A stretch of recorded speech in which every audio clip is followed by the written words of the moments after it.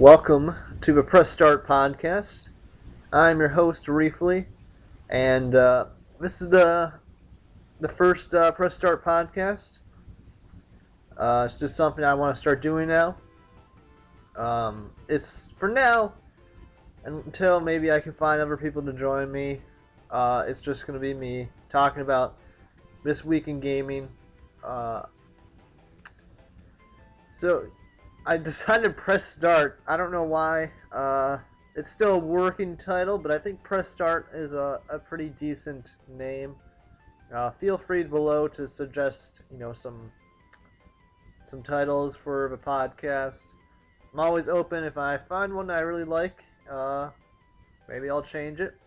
But for now, it's called the Press Start Podcast, where I go through this week in gaming. This week is, I believe it was the 28th through the 3rd. Now, I'm recording this on the 1st of August, so something could happen in the next few days, and I didn't have it on here. It's just wanted to get this done before I had to go on vacation, so I may miss, a few big stories. Maybe I didn't, but I think I have already a pretty good list for this week. Compared to the last few weeks, quite a bit of kind of reports and news happened, in my opinion. So let's get down to it. Now, I'm going to start off with Fez 2. It was recently announced, I think near back when E3 was going on. Now, if anybody's heard of Fez, it's a platformer. It's really well liked by many people. It's something I have not gotten yet to play, but I've seen quite a bit of it. It looks really good. I know it's one of the best games from last year, but they announced the sequel, Fez 2, and pretty much about a month or two later, it was canceled. I think that was on Sunday or Saturday. So this was actually kind of last week, but I thought it was important enough to talk about. So it was canceled because the creator, Phil Fish, says he's just done with the gaming industry. So I don't know. That's kind of weird. Like he did such a great job on Fez, but he wants to quit the industry. Now I've been, listening to some videos and all that stuff, and reading some articles, and it sounds like this guy Phil Fish has he gets in a lot of debates and stuff like that. He's kind of like he he kind of has problems with the negativity in the gaming industry and world, which I could see it's very negative at times. So I guess he was just sick of it, and he wanted Fez 2 to be done with. That's disappointing because Fez 2 was gonna be a fairly big game when it came out. But we don't have it now, so maybe he'll rethink. He's a game designer, and he quit the industry. He'll be back eventually, in my opinion. Alright, so that's Fez 2. Now, something that happened earlier in the week. Let's see, I gotta get back to this, because it's been a while since I've read up on this, but I don't know, I think it was last week. Maybe it was beginning of this week, but sometime during that period, there's reports that the PlayStation 4 had kind of less RAM available for the actual games, and most of it was going to the operating systems and all that. But I think this was on Monday. Sony released a report or something like that, where the problem was it had like 1 or 2 less gigabytes than the Xbox One, but it had this flexible 1 and 1.5 gig kind of area where it would go either to the operating system or the game. So people weren't sure how much was really going to the game. But they say that 3.5 gigs of RAM go to the operating system, and the rest, or 4.5, goes to the game. And there's 1 gig flexible for gaming and the operating system. So that 1 gig, I believe if you add that 1 gig to the gaming one, it's more than the Xbox One. But if you take it away, it's less. But the 1 gig is actually determined by the people who are the developers. So if they want that extra gig, they can use it. If they don't need it, then you can use it for the operating system.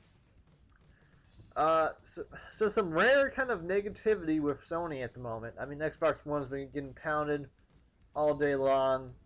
I'm pretty sure I'll be talking about them quite a bit until, the console's release. But yeah, some negativity. I don't really see such a big deal with this. I know like gigs are pretty big, since right now I think the Xbox and the PS3 only have like 600 something megabytes. So that 1 gig's more than what the current consoles have right now. But I mean, I don't see such a big deal, but I guess that 1 gig could matter quite a bit. I mean, it depends on how the developer uses it. Like, a good developer knows how to make the most out of what they have. But, I mean, we'll have to see. They didn't actually fully disclose, what was it?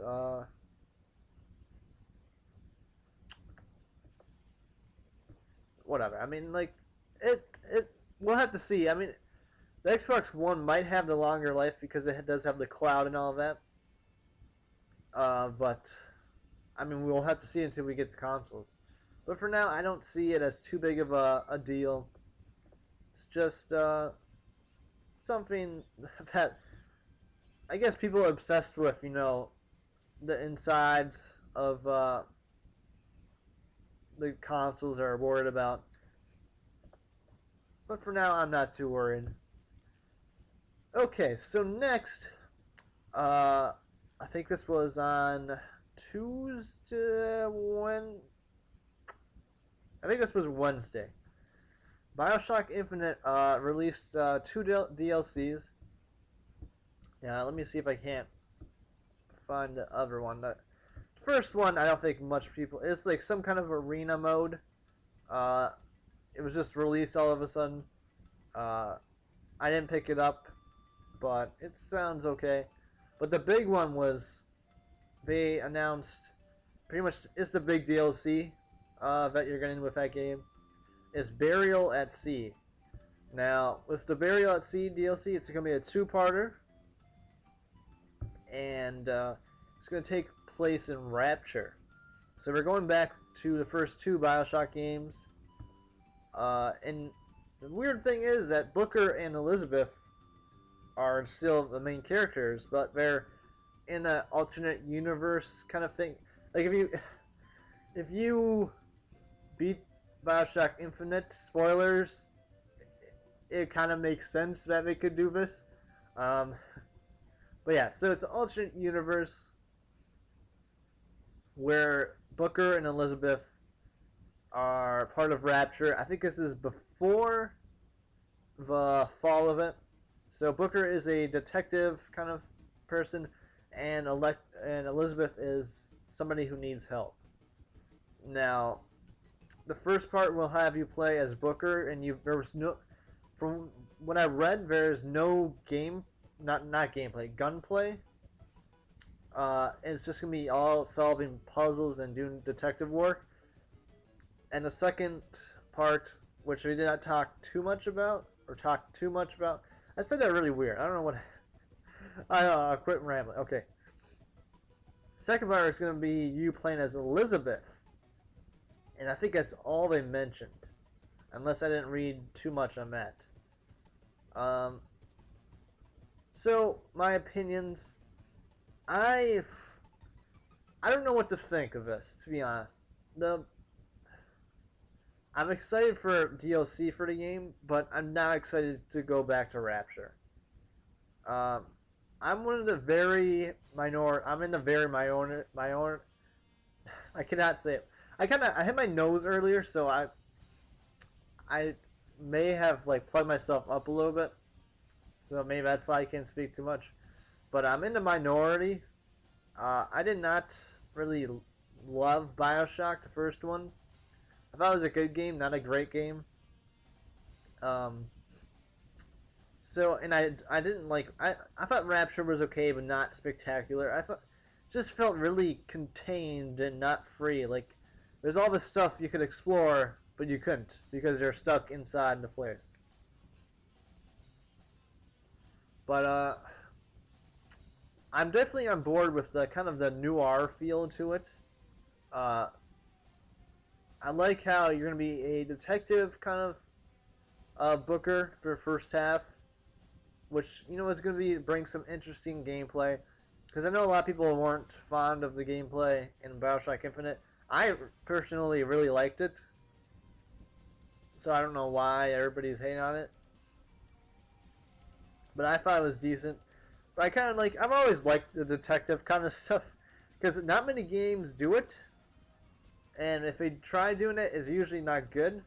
But if they do it right, it's fun. Like L.A. Noire, I I sort of like that game, but I never really stick to it too much. But they can kind of get a feeling of that.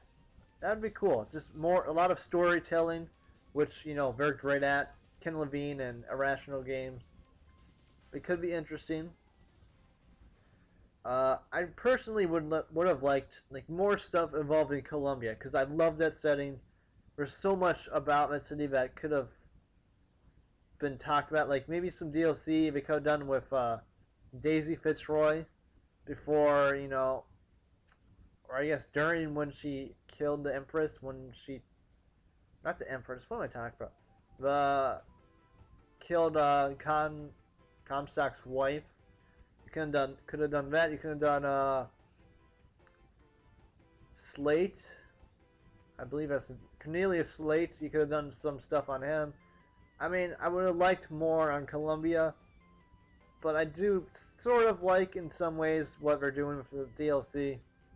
I don't know if they announced a release date. I'm guessing it's September or October. I'll probably pick it up, at least the first part, see how it is.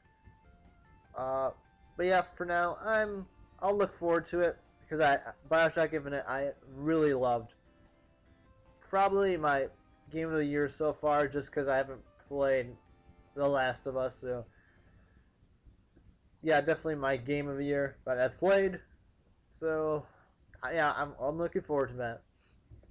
God, I hit myself in the nose, like I said before, and it's really bugging me. Like, I know this is embarrassing, but I walked into a freaking wall because the lights were out. And I walk into my basement with the lights off all the time because I have it memorized by memory. Like, I know how to do it. Like, I don't even have to stick my hands out and, like, look to where to go. But I guess this one day, I didn't do it right. I walk in the freaking wall. Now my nose is killing me. Alright, so next up, with the Xbox Gold, what was it? Xbox Gold, whatever it is, where you get free games on Xbox Gold, or when you have Xbox Gold, Xbox Live Gold, whatever it is. Last month, July, you got Assassin's Creed 2, and I think it was Halo 3, maybe not. I know Assassin's Creed 2 was for free. Now this month they announced Crackdown and Dead Rising 2. Now, I mean they're free, so definitely just go pick them up if you don't have them. You don't have to download them. You just have to pretty much start the download and you can just end it and you'll have it for free forever. So I'll probably pick up Crackdown, but maybe not Dead Rising. Crackdown sounds like a lot of fun, but Dead Rising, I don't know if I could get into. Um, I guess I could just pick them up both. It's kind of a weak kind of lineup in my opinion. Compared to the PlayStation Plus perks where you get like 5 or 6 games. I mean, getting two kind of average to good games is not that amazing. I mean, PlayStation Plus people get like Sleeping Dogs. I think they got Uncharted. They got a lot of good stuff. I mean, we still have a few more months left. I'm guessing there's gonna be at least a few more big games. I mean, Assassin's Creed 2 was huge. If you did not play that game and you could get it for free, you should have picked that up. I picked it up even though I already have the game. So, yeah. But yeah, so, okay lineup. I'll probably pick up a few, maybe both of them. But definitely Crackdown. I haven't even seen any gameplay of that game, but I've heard it's a lot of fun, so. Alright, up next we have Square Enix pretty much kind of out of the blue announced the sequel to Tomb Raider. They're like, oh yeah, we're making another Tomb Raider game. It's in development and it's going really well. I think most people probably knew there was going to be a sequel to that. I mean, they did restart the franchise. And the Tomb Raider game that came out in March was very good. Very, very good. I really like that game. It's kind of been under the radar, though, just because, The Last of Us and Bioshock Infinite have been so great. But I mean, pretty much, Tomb Raider is probably like in the top 5 in Game of the Year candidates at the moment. So, it's a really well done game and really cool. The sequel is for next gen consoles, like it should be. I'm guessing it's not. It's probably coming like 2015. That's my guess. I'll pick it up. I really liked, like I said, this year's Tomb Raider. I mean, there's not much else to say. I didn't talk anything else about it. But yeah, I'm looking forward to it. I know a lot of people are. And hopefully we'll see some of it at E3 next year. We'll probably see a little bit before also. So after that, now there's a lot of Let me restate that. There's the second quarter, I believe, of kind of profits and all that stuff, business quarters and all that, just wrapped up. So many of the big publishers released their quarterly reports. I'm gonna have to recheck and see how everybody did, but from what I remember, Activision did okay, but they're looking forward to the next quarter to bring it back up, because I think next quarter they will have Skylanders and the new Call of Duty, which, I mean, automatically raises their profit. So Capcom did not do so well. They didn't really have too much out. That's kind of the reason. I mean, they re-released 2 games, and that was about it. But they do have a few games coming out for next gen, like Dead Rising 3. So that should help. But I don't know. Capcom's they got a lot of projects they need to get out soon. Square Enix, I don't remember them releasing one, but I think they kind of had a lower one than they wanted, even though Tomb Raider did really good. Let's see. I can't find Ubisoft, but I believe Ubisoft was a little bit disappointed with their outlook from this quarter or second quarter, which I can understand. I don't think they really had too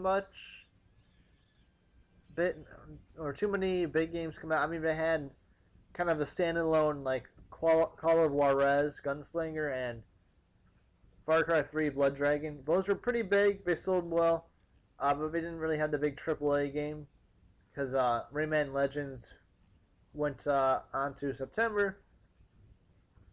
But I'm not worried about them. I mean, Ubisoft's they got Rayman Legends, they got Splinter Cell Blacklist, they got Assassin's Creed 4, they got Watch Dogs. We're going to have a great next quarter. I mean, Watch Dogs is probably going to be sold with every new next-gen console. Assassin's Creed 4 always sells great. I mean, Assassin's Creed 3 sold amazing. Blacklist is that series always sells well. Rayman Legends will sell well. I mean, I'm not worried about that. They'll do well next quarter. Take-Two Interactive. They did well.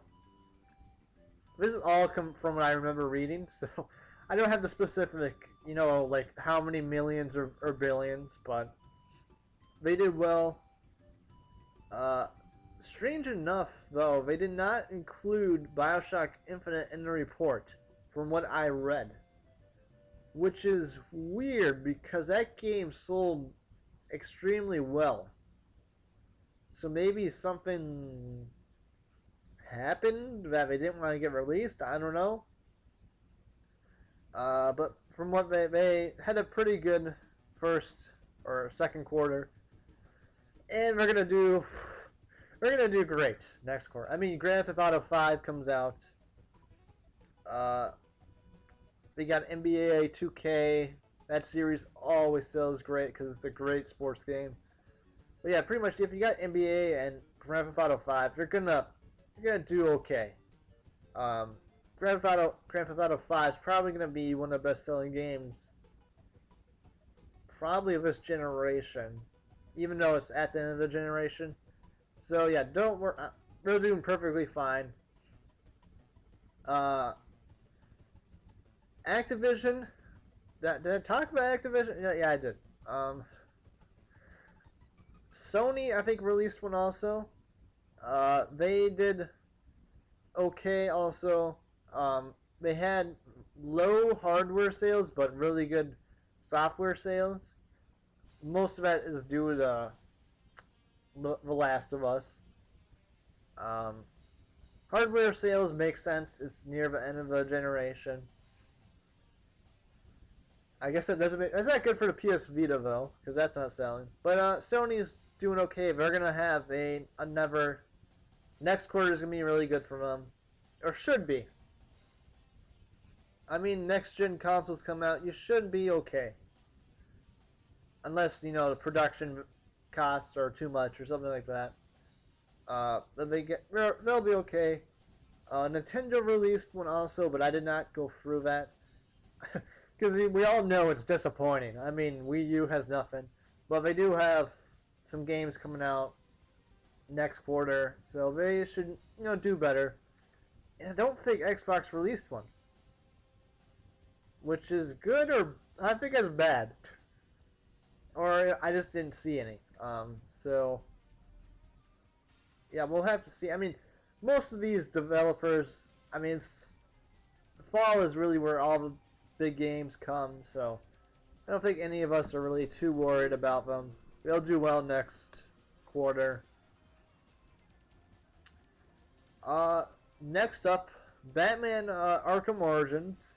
The new Arkham game coming out in October.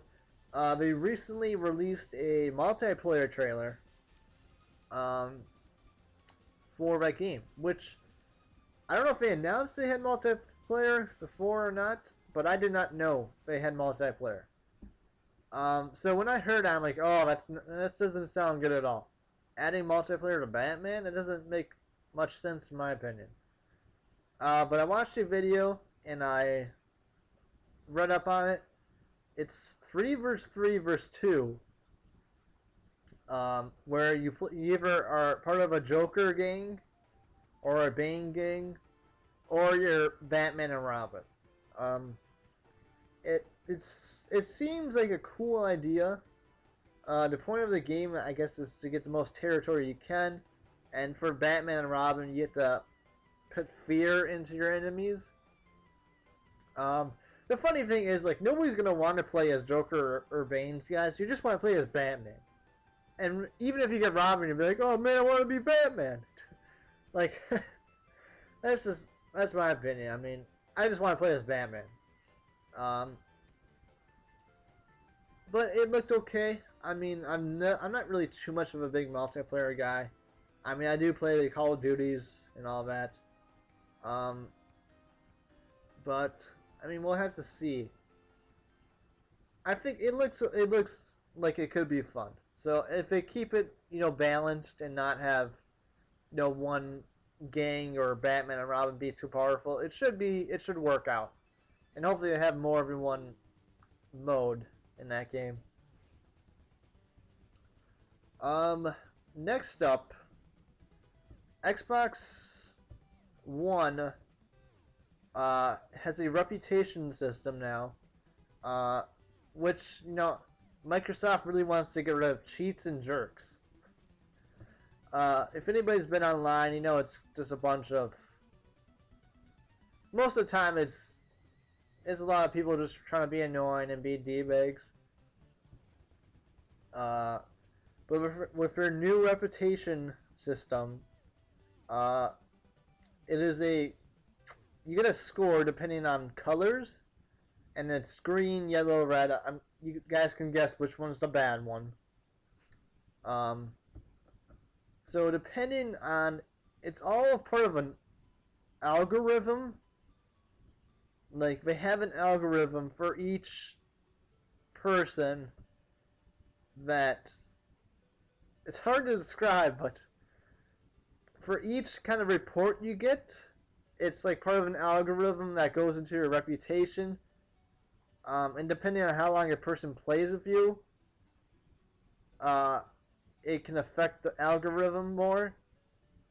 And if they look up and see if this person actually played with you, so you can't have some random guy just go, yeah, they're all cheats, all these guys, and then he didn't play with them. Like, that wouldn't count.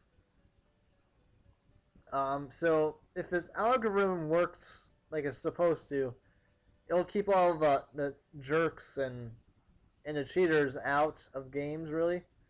And Microsoft says they'll send you feedback if you're close to getting to red, and every once in a while they'll just send you like, oh, you're doing okay, or something like that. Personally, I don't play multiplayer, like I said, too much.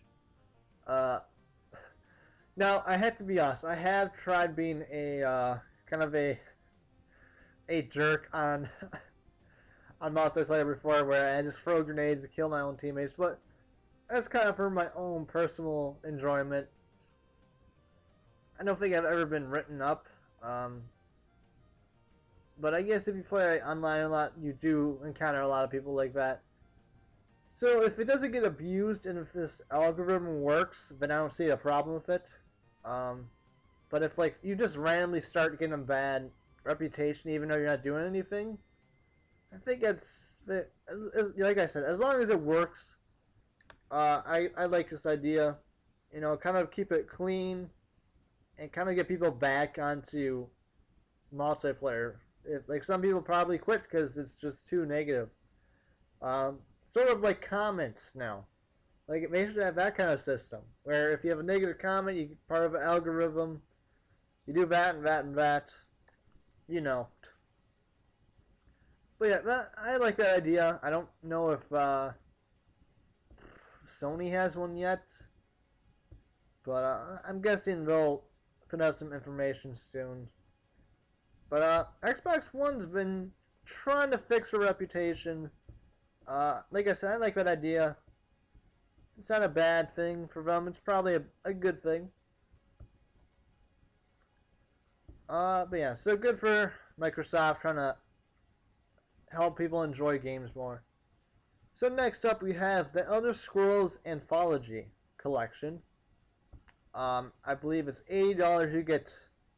Let me find this, because it's every Elder Scrolls game. Let's just leave it at that. So it's Elder Scrolls Arena, I believe, is the first game in the Elder Scrolls series. Um, then it's Daggerfall, Elder Scrolls 2 Daggerfall. Then you get Elder Scrolls Morrowind. Then you get Oblivion, and you get Skyrim with all the DLC. Comes out September 10th, only for PC. Interesting. All right. So $80, you get all that. They just released a Game of the Year edition pretty much for Elder Scrolls or Skyrim for $60. So for an extra $20, you get Oblivion, Morrowind, Daggerfall, and Arena.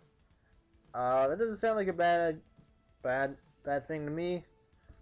Oblivion's a really good game. Morrowind I have not played. Daggerfall, once you get to Arena and Daggerfall, those are pretty old, so I don't know how they hold up. It's not a bad deal if you want to play all those games. Go ahead, get it. But if not, I already have Oblivion and Skyrim, and that's pretty much all I need. Even though I don't play Oblivion at all. But I have been playing Skyrim quite a bit as of late, so. Getting back to the game, I really like that game. That pretty much wraps it up. I got one more left. Ubisoft recently announced that they're going to reveal a new next-gen game at Gamescom. And I think that's all they said about that. So, we'll have to see. I'm guessing, is it a new next-gen IP? So it might be something entirely new. So it's not going to be Beyond Good and Evil 2 or something like that. Or Prince of Persia. It's going to be something new. They already have a really huge lineup of new IPs and IPs in general. If you look at Ubisoft's kind of core IPs, they have Splinter Cell, Assassin's Creed, Watch Dogs should do really well. They got the new Tom Clancy game of Division. They got Rayman, and they have Far Cry. And then they got that new driving game too. So it's 7. And we're adding another one. If it's a new IP, I don't know what it's going to be. It might not be that big, just because I think they saved most of that for E3. But if it's not a new IP and it's just a new game, I think odds are it's going to be a new Far Cry game because, I think a few weeks ago, they were talking how they wanted to make a new game for that really quickly. Or a new game for that series really quickly. So, I'm looking forward to that. Gamescom is when? I think it's like August 20th sometime during then. A lot of people are going to be there, so. Or like Sony, Microsoft's going to be there. I think Nintendo's going to be there. And there should be some more announcements going on then. But yeah, that should wrap it up for this week. Hopefully nothing else big happens. Like Half-Life 3's revealed tomorrow. That would suck because I would like to talk about that, but yeah, that pretty much should be it. Let me know what you guys thought. I think this week was a pretty big week. Some cool information. Some new games announced. Like Tomb Raider. Not a bad week at all. But, yeah, so that should be it. Hopefully I do well in the recording and editing and all that. Let me know what you guys thought of the first PressStart Podcast. and feel free to leave some suggestions on how to make it better. Hopefully I can I'd like to get an intro in, make an intro, but for now I don't. I'm not good enough to make one. I'll try to have some music playing with me talking, and it'll always be improving. But for now, that should do it for the first game or Press Start podcast. Thank you guys for watching. I've been Reefly, and I will see you next week for some more game news. Hopefully, it's another good week. Like I said, I want to keep these about a half an hour long. And yeah, hope you guys enjoyed. See you next week.